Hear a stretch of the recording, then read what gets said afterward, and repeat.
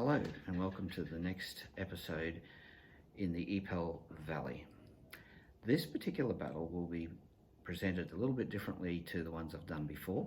You will still see everything that happens at the end of each move, but I've added sound and headers. Now the idea of sound is just to make it a little bit more interesting and try and sort of bring that effect of the noise of battle into the video.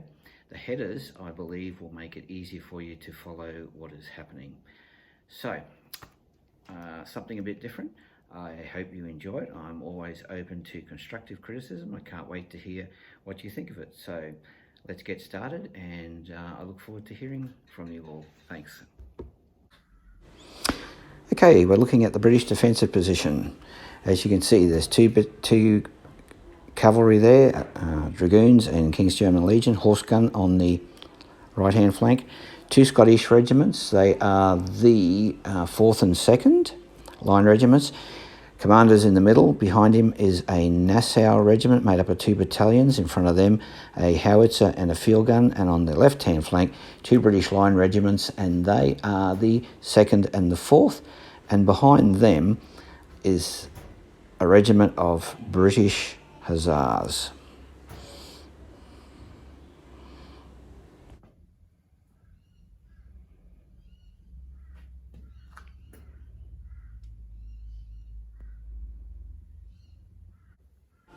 Now we'll look at the French defensive position, and on the left-hand flank, the French have the 10th Line Regiment with the 3rd in the front field, the 1st behind them and the 2nd in the farmhouse, and on the right-hand side flank is the 20th Line Regiment with 3 battalions. Heavy battery of 3 guns in the centre there, commander behind them with his messengers, the middle guard behind those, and the ammunition train safely tucked away in the rear there. On the right-hand flank are French Dragoons, and on the left-hand flank you will see Horse Grenadiers of the Imperial Guard, a whole regiment of them. That's the French position.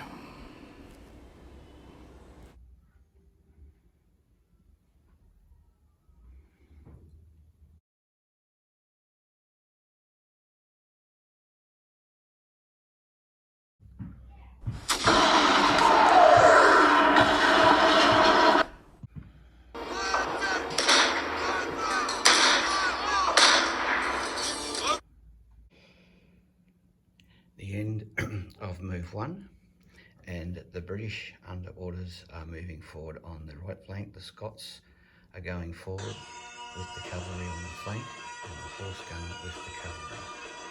The artillery has been concentrated on the French troops in the field over there, and are starting to take casualties. Over on this flank, the British are going forward, both the 2nd and 4th line, with the Hussars on the flank. The French are defending.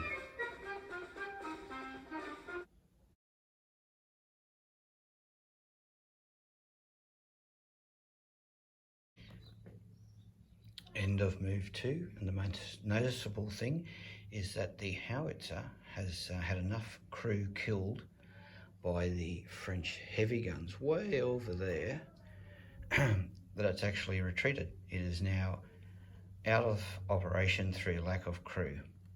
The other thing to note is, see that French battalion over there? It's formed square because of these troops coming around, which is of course a very smart thing to do.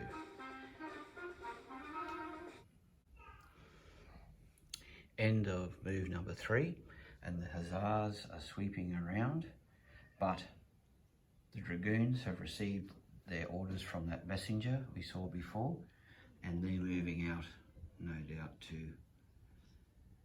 stop them. The only other thing that's happening is the French battery of heavy guns there have switched to British moving forward there, starting to take out some casualties. Meanwhile, those poor French in that field over there are still receiving the attention of the British field gun and the British horse gun is moving forward with the Scottish infantry.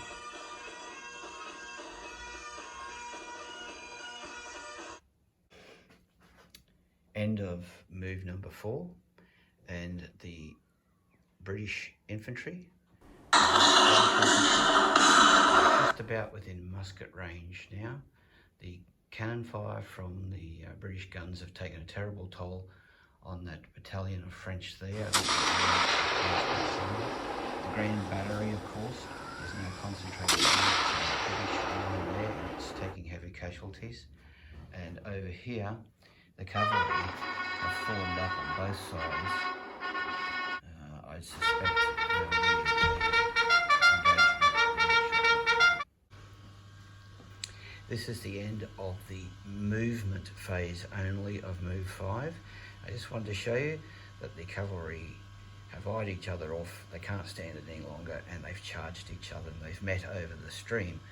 So at the end of move number 5, we'll have the results of that. I'll get back to that shortly. End of move number 5, and the results of that melee were that the dragoons, French dragoons, got an absolute thrashing by the British Hussars. Really bad. Over here, the British line is moving in and firing has taken place, but the heavy guns from the French are getting to that particular over here. The Scots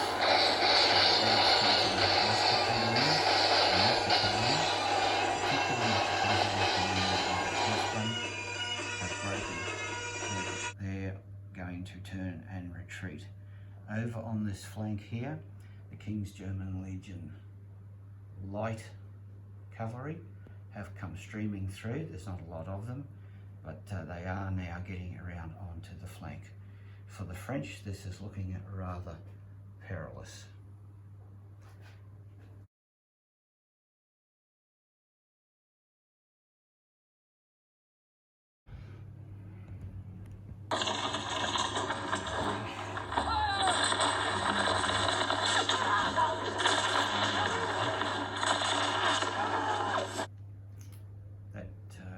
French battalion is still in square because it couldn't move till it saw what the British Hussars were doing. They've crossed the river, and you can see the French dragoons there retreating in quite some disorder.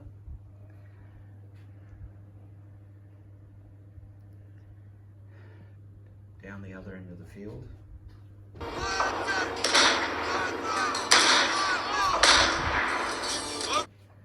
Scottish line is moving forward. The French battalion has retreated. This will be the next one in the firing line. The horse gun's already concentrating on it, and the cavalry's turning around the flank. The middle guard has been ordered out to form a firing line against those Hussars, but this beautiful body of cavalry here, Grenadiers of the Horse Guard, are still waiting for orders. End of move 7. Dragoons nearly finished their retreat. Middle guard has gone into line. Those Hussars, I'll explain something about them in just a minute. But look, they're charging down the road, and there's the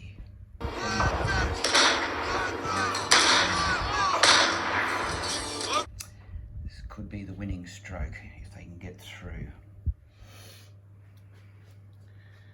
Those troops are receiving the musket fire with the other French battalion, and look over here at the British. both of them are in retreat. That French battalion there has been wiped out. That one's in good order.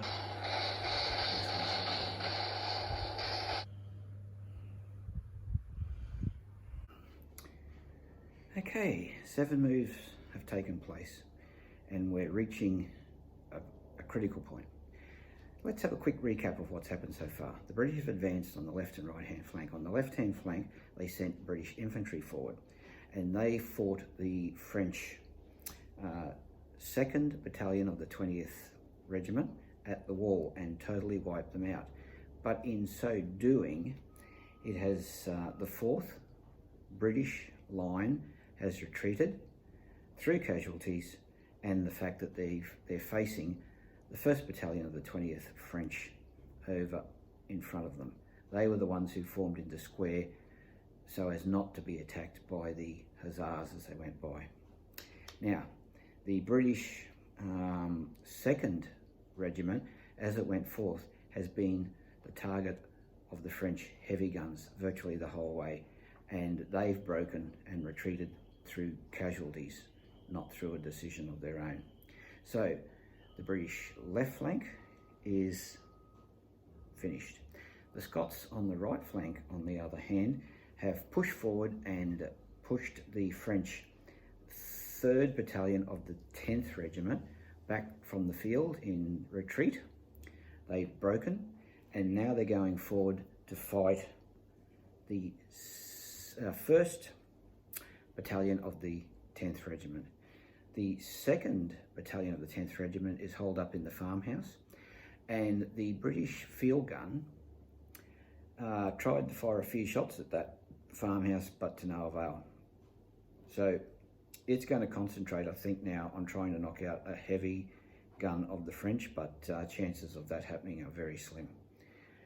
Alrighty, the British cavalry on the left flank, the Hussars, had a fantastic win over the French Dragoons, caused them enormous casualties, and the Dragoons are in full retreat.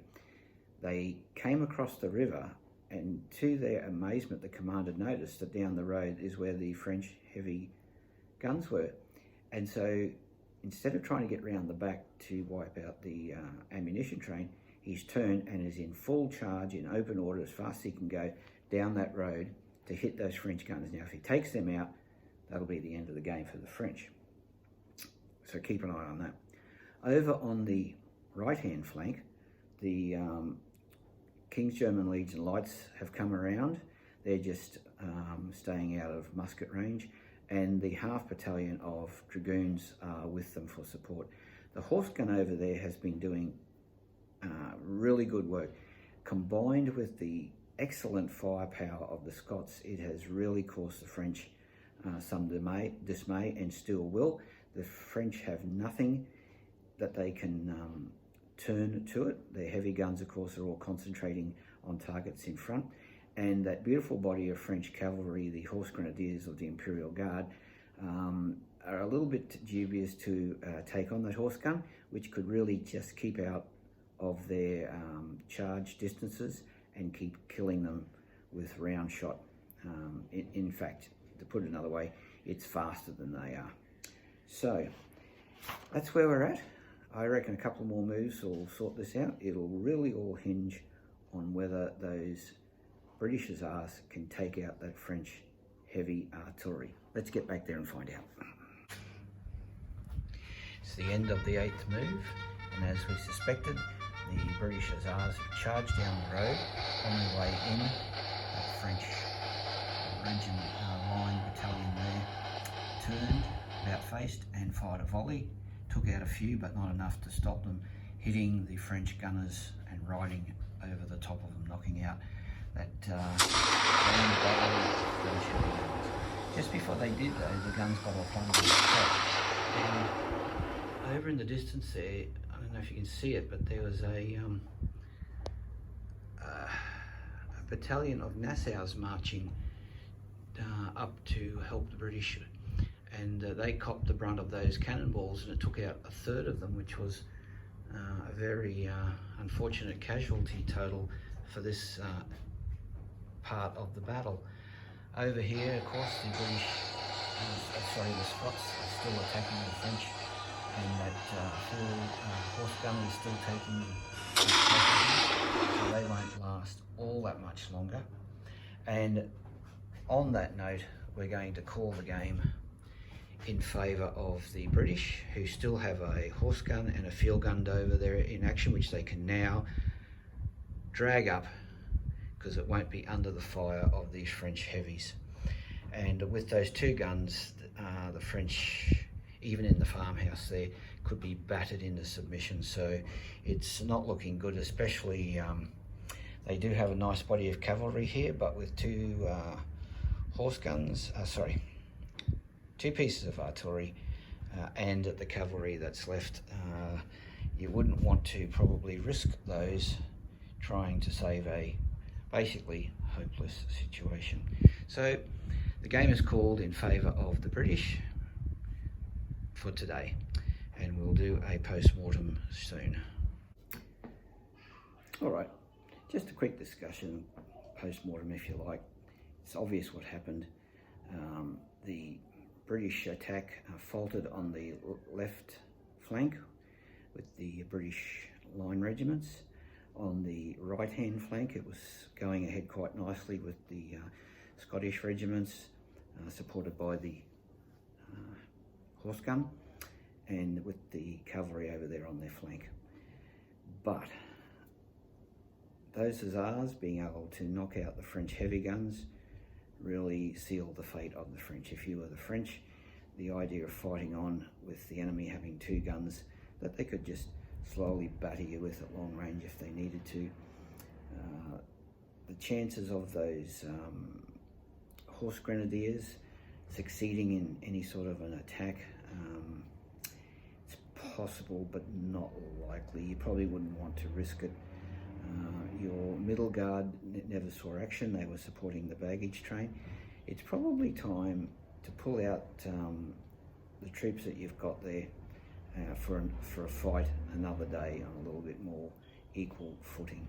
And that's the reason why I called it in favour of the British, who still had the Nassaus. Of course, that poor Nassau line regiment, or battalion rather, as it was approaching down the road, copped the last volley from the heavy guns and lost about a third of their men, as it turns out, for no good reason. Okay, so that's the game today. I hope you enjoyed it as much as I enjoyed bringing it to you. The sound effects, I hope they add something to it, and the labelling helps you identify the units. Again, love to hear what you have to say about it. So, yep, send us your comments, and got something a little bit special planned for the next one, for the next game, which will be in about a week or so's time. Okay, thanks, bye.